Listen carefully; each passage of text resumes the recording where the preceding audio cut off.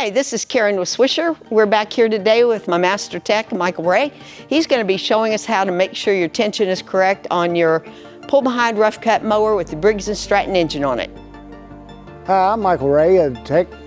But today we're going to show you how to do some tension on the belt. During time, your belts do relax and stretch out, and then we'll do a tension on the belt, tighten that belt back up, and then we'll go forth from there.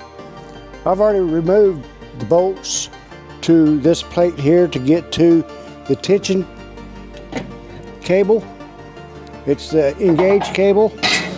And if you loosen this bolt in front of this bracket here, loosen that up, pull this cable backwards, and tighten this bolt up here. You'll feel that pulley pushing in on that belt, putting tension on it.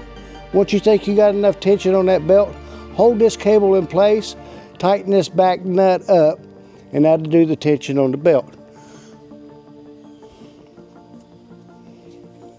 And then we'll just replace this cover.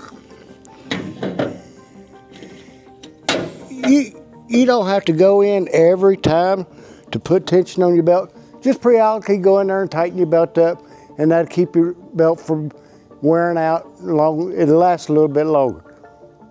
Thank you, Mike, for showing us how to tension the belt on our rough cut mowers.